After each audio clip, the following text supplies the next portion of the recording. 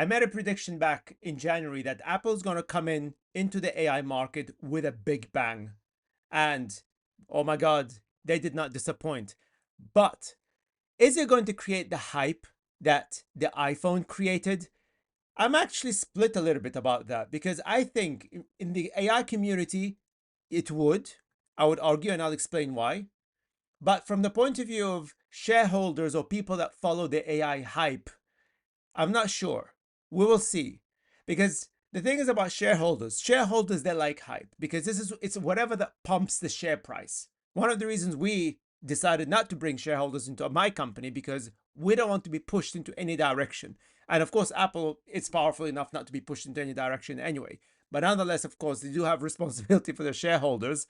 But I have to say, I was quite happy to see that in the event, in the entire event, they hardly mentioned the term AI. In fact, it was not mentioned until the final portion of the event where they started talking not about AI, although they mentioned artificial intelligence, I think probably once, and they mentioned AI maybe twice. But no, no, no, no, no. They were talking about Apple intelligence, which is the framework that they've put together to focus on what they described as personal intelligence.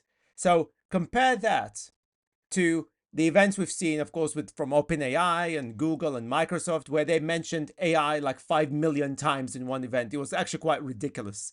And interestingly, as I described in this video up here, the general public are pretty meh about it to an extent. Like as I always like that figure still kind of like makes me go crazy, as you can tell. That in the UK, 30% of the population don't even know OpenAI or ChatGPT, let alone AI, artificial intelligence, generative AI, yada, yada, yada. They don't care about any of that stuff. So, of course, Apple, which is basically what I predicted in January, that Apple going to prioritize the consumer market in a way that no other company has managed to do. Because maybe you can argue that Microsoft has always been kind of very much pro enterprise. Google was somewhat more kind of towards the developers and so on. And OpenAI, same thing, I would say more towards the developers because, like, statistically speaking, the vast majority of the 100 million users that use GPT every day or whatever are mostly developers and enthusiasts, but it's not the general population. And again, as I've highlighted in the video before, the reports show that very, very clearly. So Apple were very, very smart. And I said, I did predict that because what I did say that Apple are very good at understanding what the consumers wanted. And although, yes, they don't have Steve Jobs, Steve Jobs was a master at really exciting everybody. Now, as an AI person myself, I am actually excited because I focus a lot on responsible AI, on privacy, and man, Apple did a phenomenal job here. Of course, we have to test it to basically put it into, scrutiny and so on, but they delivered, absolutely delivered when it comes to responsible AI, edge AI, which they did not obviously describe it as edge AI, they described it as on-device intelligence. I mean, the overall picture of WWDC 2024 was all about personalization. Of course, they've done all of the usual announcements about, new design and new, how you can develop new apps with new capabilities, the usual WWDC stuff. I mean, that's like kind of predicted. But the key word that they've used pretty consistently is machine learning and personalization. So basically for them, AI is not just about having one chatbot that does everything, which in this channel, I've been saying to you guys that AI is not just about chatbots, it's about the entire ecosystem. And these guys at Apple 100% knew that, obviously. I mean, I say that with my company, we prioritize augmented intelligence. And I always said that Apple is the company that understood augmented intelligence, though they never used the term. But it's really about building the ecosystem. So the AI capabilities of Apple is going to be something that is proliferated throughout your entire apps. Every app will have the ability to use machine learning to be personalized for effectively to understand what it is they're trying to do. I mean, like I said, they've done loads of examples, which I'm not going to go through here. Unless you guys want me to, you can comment below. But I think that loads of other YouTubers are going to do that. But for me here, of course, it's all about the AI and indeed what it is that they're going to achieve. And for me, they absolutely figured this one out. And also for me, as somebody that calls out the tech bros and the AI bros, oh my God, they're gone. They're gone. They're dead. So they even almost, although they didn't call it that way, I called out the large actions model, right, from Rabbit. Well, they actually created actions model. They didn't call it large, but there will be actions model, basically, which is exactly what Rabbit wanted to do and Humane and all these other nonsensical AI products, right? Now all of that is gone. They're gonna die. I'm not sure who's gonna buy them. Why would anybody want to buy them? Although I did warn you guys, I warned you, do not buy these things because it's all bullshit, it's all hype. Well, Apple now gonna put the final nail in their coffin. So I think the ripple effect of all of the AI announcements, of Apple Intelligence announcements, will have a huge impact on the tech bro market, 100%. And I'm not sure what it's going to do with Microsoft and Google. Would it make them worried? I don't know, because some of the features that they're adding into, for example, notes and keynote and pages and stuff like that is the kind of stuff that Google did already on Google Docs. Though, I mean, I use both. Of course, I use Apple products, but I use Google products as well. And again, until I actually use it personally and start testing it, and my guys start testing it as well, I can't tell you whether it's going to be a lot better than Google, but it looks really, really good. As you would expect with Apple, design-wise and user experience is really impressive. Really, really impressive. So, yeah, so you can tell I'm happy because I think I like all of that stuff. And indeed, of course, the one thing that everybody was waiting for is Siri. Now, basically, it's GPT 4.0. Is it better? I have no idea, because again, the examples that they used, which by the way, if you want to know how to use or how to provide use cases on AI, check out the video on Apple's website about the use cases, because these are practical use cases, right? The use cases that used by, frankly, OpenAI, actually all of them, OpenAI, Microsoft, and Google, I have to call it that, were pretty ridiculous. I mean, use AI to find your glasses in somewhere on your desk. I mean, come on, man. So it's really about practicality. And again, I'm not surprised because Apple, like I said, they've done this for years and years and years, and they've got the experience. They've done it really well. And not surprisingly, like as I said, they're going to do it with AI 100% here.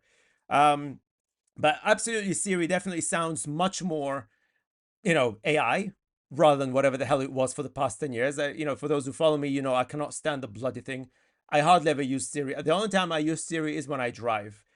Now, what they've done here is like, again, they didn't show whether you can have a conversation with it in the way that you do with ChatGPT, but you can actually type into Siri now as you do with ChatGPT or Nano or any other chatbot. So it gives you the option for you not to talk to it, but type to it, which is really, really cool. And of course, the rumors were that, Apple have got some kind of relationship or some kind of deal with OpenAI. And indeed, they said that they are integrating ChatGPT into Apple Intelligence Framework, meaning that you can access ChatGPT for free. But also, what they've done, they said that it's only going to use it if it's needed, or if it requires extra help or extra information from GPT. It sounded almost like I was getting a little bit worried. It's okay, oh shit, that kind of sounds like Nano, because that's what, Nano, we're not dependent on any language model, but rather what we've got our own specialized models that we put on top of existing language models like GPT or anything, or Anthropic's Claude or anything else. And basically, it uses the knowledge of our micro language models, and then it uses the larger models to basically fill in the gaps. So that kind of sounds as if it does the same thing, but I think definitely at a much higher level, because it's Siri. So in the sense that it has access to all of your apps. This is where the action models come in. So it has access to all of your apps. You can basically do, you can basically perform certain actions within individual apps as you would do it yourself, but Siri does it for you, and it does it really well. Now, based on the demo, that is super impressive, but again, I need to test it myself. My guys need to test it themselves, because then we tend to scrutinize the crap out of things. But definitely, I think that is fantastic. About time that they've done something with Siri. I mean, after what, 10 years or something, whatever it is now, more than 10 to 12 years even. Like we need like that's Siri 2.0. So we had to wait for that long for Siri 2.0. I mean, I really hope Apple now going to use Siri and start upgrading it properly and not neglect it the way they have done for the past decade and a bit. But the one thing that I absolutely thought was a killer, and I'm hoping that the competitors, i.e., Microsoft and Google, will offer that as well. Because one of the things that I've highlighted in my prediction that, of course, it's all going to be about edge AI, meaning that it's AI that is functioning exclusively on your phone. All of the data, everything that you deal with is on your phone and it does not leave your phone. That confirmed that 100%. But also, what I also welcome that at the beginning of their event, they pretty much jumped straight into privacy, that they're going to increase their privacy, they're going to add additional security layers, and they've explained that in detail. Fantastic stuff. Really, really welcome to hear that.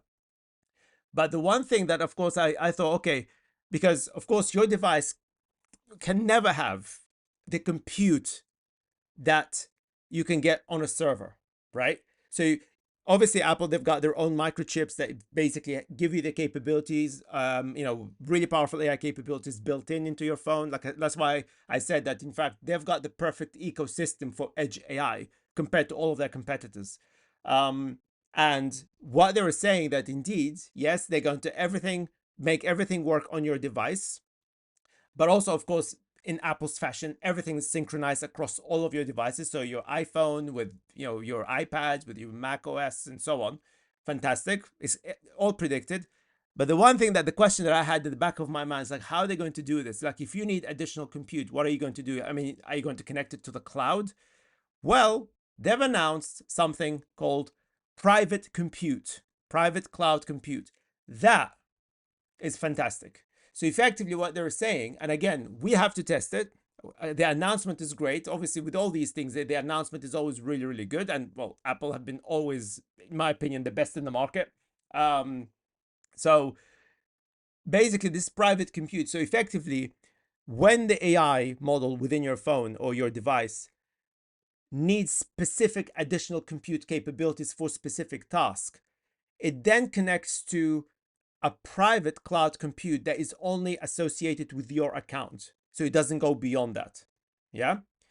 And basically, it does I'm trying not to get too technical here, but basically, it uses the additional compute from your private cloud compute account to perform whatever task that it needs to perform. And then that's it. And it does not leave that environment.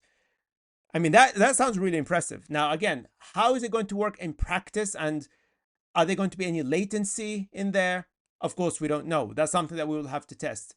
But I think the infrastructure, the way they've put it together, is really it's a model that I think is going to be followed by other companies. And the other thing that I certainly welcome, because what I did say that one of the reasons why I really, in fact, I was hoping, yeah, I did made a prediction, and yes, thankfully, Apple didn't embarrass me. So thank you, Apple. I love you. Thank you. But one of the things that I was hoping, and they did say that they're going to allow that to happen, is that they wanted to bring other language models. Obviously, they brought ChatGPT, but they've confirmed that they can bring other models onto the phone. And I said that one of the things that I was hoping for is that if they bring edge AI capabilities and would allow developers to access it, that means we can bring in Nano into your phone. Because we said, one of the things that I did, I think, mention in one of the videos in the past, that one of the reasons that we're not going to create a Nano app, because it's still going to have access to the cloud. And for us, it's like, well, that's not private enough, right? So you might as well just access it on the web. But now that they've created this, I want to see how this is going to work. That means that we can bring our models. And of course, if they're bringing GPT in there as well, and it's all within the private infrastructure, because the one thing that I really wanted to see is like if it's connecting with Chat GPT, they say that Chat GPT has to have permission to access that conversation or access whatever files or photos that you choose to share with Chat GPT. But then what happens then? Does it go to OpenAI's cloud or OpenAI servers? I'm not very clear on that. So that's something that we will have to test. But certainly, we can, according to Apple, I can confirm that we can bring Nano as well into this private edge AI infrastructure, which is great news because that means we can then connect to multiple LLMs within your phone without leaving your phone. That's that's for me the creme de la creme of AI.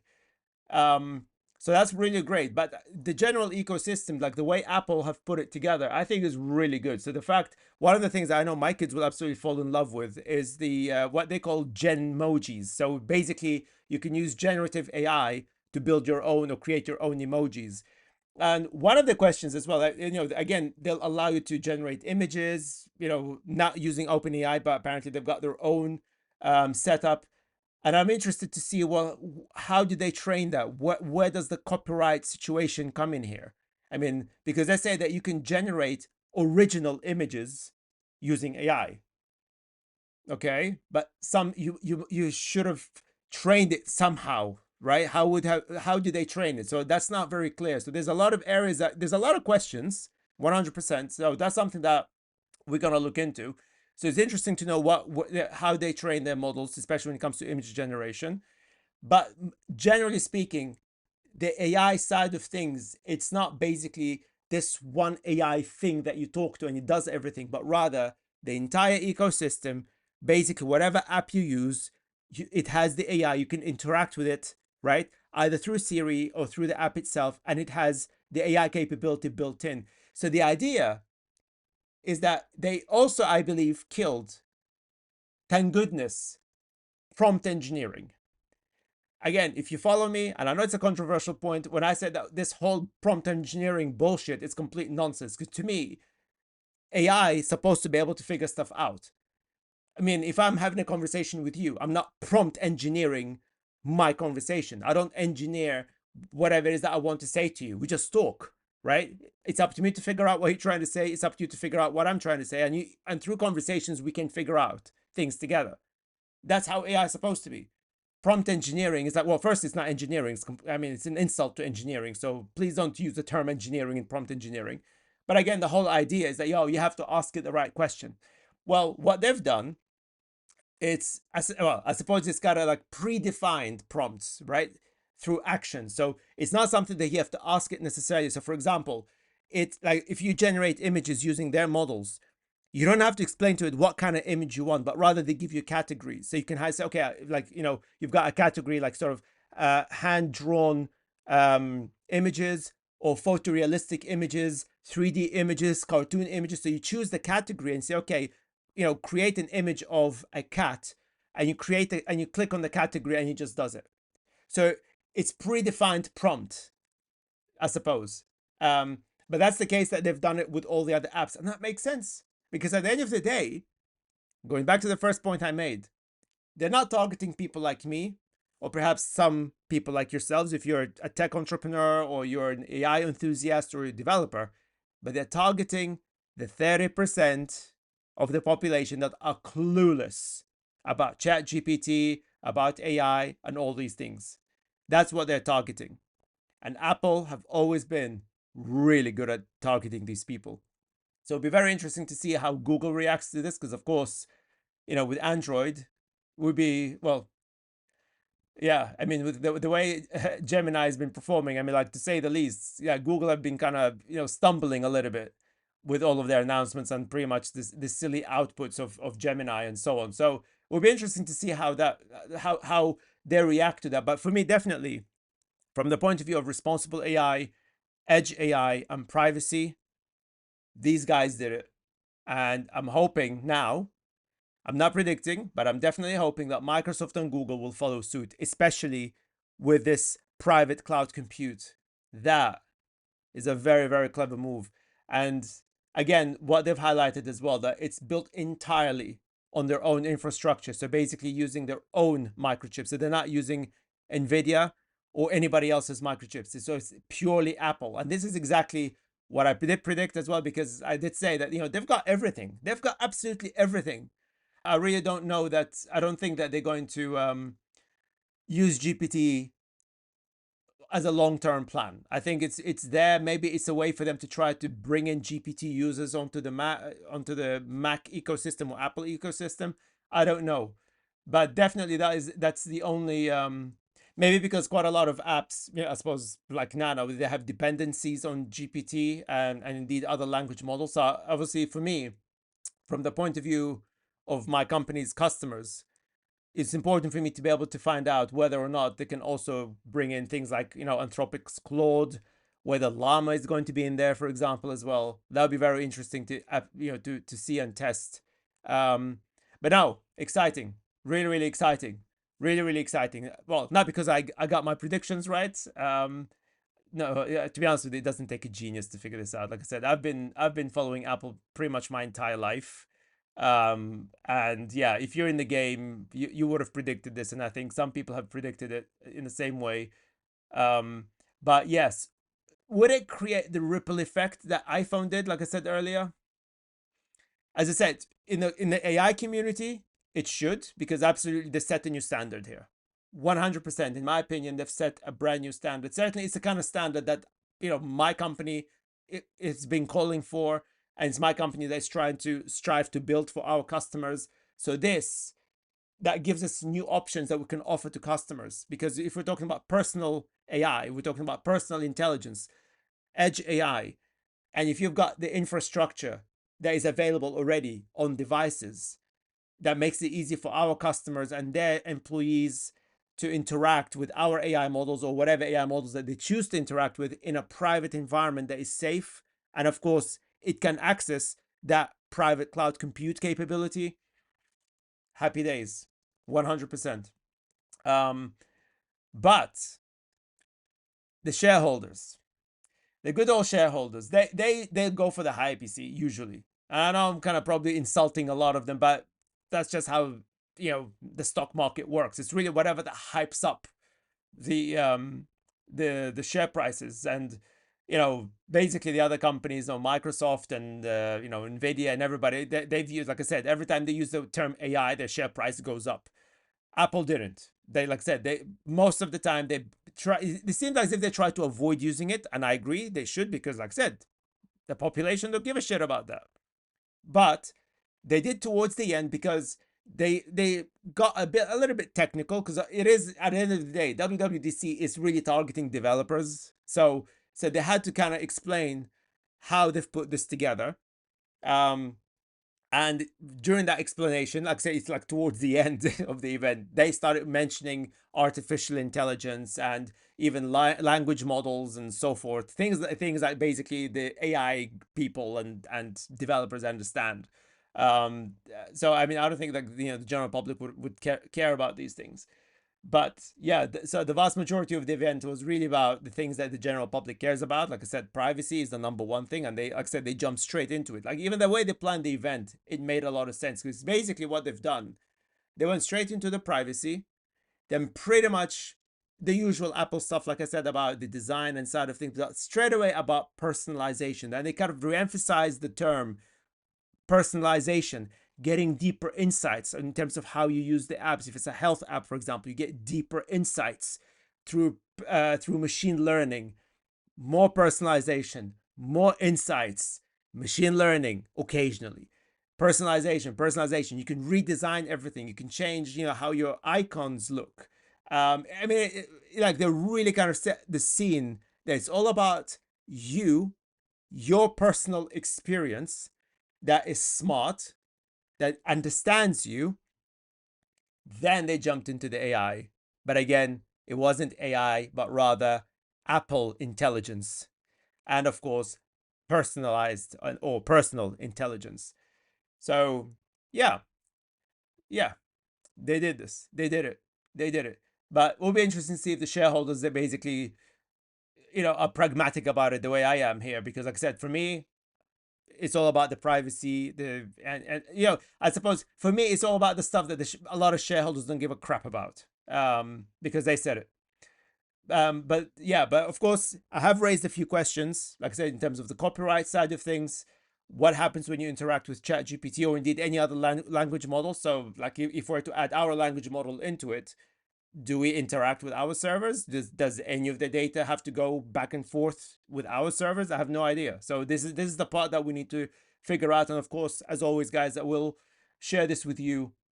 But and actually, one final point, they did kind of highlight, although they didn't put a lot of emphasis into it.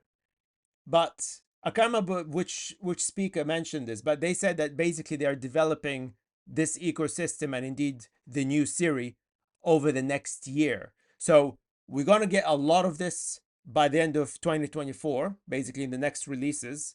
But they said that they're evolving it and building it and improving it over the next year. So basically, again, I'm not sure which part of that. Are they saying that most of this thing is not going to be available straight away? I didn't understand that. But, you know, at least they're being honest that within the coming year, they'll evolve this, they'll improve it. And of course, I suppose they want to see how people are going to start using it, how people interact with it, and the general reaction of the market. But yeah, absolutely makes sense. But I do hope, I mean, if somebody from Apple is listening, please, after that 1 year of development of Siri, can you please continue developing it? Please. Don't keep it at Siri 2.0 for the next 20 years. I beg you. Because, like I said, when Siri was launched the first time, yeah, it was fun. It was impressive. I mean, I wouldn't have called it AI. I mean, like, if you ask any AI person involved in AI, they'll say, yeah, that's not really AI, but it's good. It's not bad. It's a good personal assistant. But we've had that for such a long time that it was like, come on, guys. It was so bad to an extent that it felt like an irrelevant technology. For me, it felt like as if I'm going back to the Nokia phones. It's terrible. So please, Apple, keep on updating Siri. Make sure you update it. If you're taking AI this seriously, which is fantastic, yeah, well done to you and congratulations. But for frick's sake, improve Siri. Okay? Don't improve it for the next year and then that's it. Forget about it. Please, please, please improve it. And yes, help us fall in love with Siri again. Although I was never in love with Siri, but yeah, yeah, you know what I mean. If it's good, then fine. That's cool. Anyway, guys. So yeah, that's my general overview. Like I said, I'm a bit, I'm quite happy. I'm really excited about it. Um, and yes, I'm going to start thinking about my next prediction. Well, I kind of highlighted what my next prediction is, that the next hype is going to be the big data 2.0. Now, Apple, it seems that they're not interested in that. And again, I welcome this. I've reported again about the data grab, and of course, Adobe is in hot waters as well. I'm not sure if I'm going to report about that, but it's the same sort of thing that they're changing the terms and conditions, trying to go after your private data and stuff. So it's nice to see that Apple had decided to go the complete opposite. They said, well, actually, we're not interested in your data. In fact, we try to do as much as possible to keep your data private. We try to do as much as possible to make sure that third-party apps keep your data private. So they've given you more control in terms of what kind of data you want to share, if you want to share any of your contacts, and which contact would you want to share with that particular app. That is good. I like that. I absolutely like that. Like I said, those of us who believe in privacy and data ethics, etc., absolutely be called for stuff like that. And frankly, Apple have been doing this. I mean, again, I'm not saying that they're perfect. Of course, nothing is perfect. But compared to the other corporations, they're not going after your data in that sort of aggressive data grab approach that we've seen so far by all the other key players in the AI world, including Microsoft, Google, Salesforce, Slack, which is part of Salesforce, Meta, of course, and all of the platforms around them. And indeed now it seems Adobe as well. And I'm sure many others are doing the same thing. And I'm calling them out for that because I think it's move on from big data. Please do, because it's all bullshit. You don't need a lot of data. Apple have demonstrated, we've demonstrated it. But okay, you might say, guys, Tim, you only have 30 years experience in AI. What the hell do you know? Okay, fine. My company is too small. What do we know? Well, there you go. Apple have just proven it. They've just proven it. Okay? You don't need big data. But I'm afraid some companies are still pretty much nostalgic about big data. And like I did say, I do believe that they're going to try and push for big data 2.0. But what Apple have demonstrated, which is really really well, in my opinion, that we don't need it. And I've said it before, we don't need it. I'm saying it again, we don't need it. But I'm afraid it will happen because, well, the shareholder community or whoever, they just want to push whatever narrative that basically pushes the share price of the companies that they've invested in. So yeah, so I'll be interested to see what the shareholder reaction. I think we'll see that tomorrow. Perhaps we're going to see. Obviously in the UK we're in the evening now, but yeah, we'll see what happens tomorrow with the share prices. And yeah, I'm probably going to put a short video about this just to say, yeah, what the shareholders reacted really, really positively, and Apple prices kind of went sky high. Or no, because, well, Apple didn't mention AI enough. Well, frankly, we don't need to care about what shareholders think. We need to care about what the customers think, because I talked before about monopoly. Of course, Apple's monopoly, global monopoly, it's like in the 20% now. I think it reached just over 20% on the global scale. Again, it's nowhere near as big as Android devices. But I think what they're doing here, and I did say this before, and I'm sure you guys have seen the news as well, that Apple are trying to eat up as much of the market as possible. And like I said, they're even inviting ChatGPT users onto Apple. So we'll see. So obviously they are going through. I suppose their competitors are going through this need towards of getting or grabbing as much data as possible. Apple are grabbing customers. Basically, that's what they want. Of course, that's what they do. So anyway, enough rambling around. So that's it, guys. I'm gonna put the link for the whole event if you want to watch it. But again, if you've got any questions, feel free to comment as usual. Please subscribe, help us grow this channel so we can talk more about the important side of things, right? The privacy, the things that nobody else is. I've seen already on social media. Everybody's talking about. All these amazing apps that can do all these things. Of course, that's fun. I mean, I think it's great. But from the point of view of AI, point of view of your privacy, point of view of how AI could impact your life, I think Apple have done, they're pushing towards more of the positive side of AI deployment and ethical side of AI deployment. But this is, of course, as I said, to be balanced. This is purely based on what I've seen in the announcements. Once we grab some of these things and start scrutinizing it ourselves, let's see if it keeps up with their promises, keeps up with whatever it is that they've just highlighted. And of course, as usual, we're going to report this to you guys. And yeah, there we are. So well done, Apple. Yeah. And see you guys soon. Peace.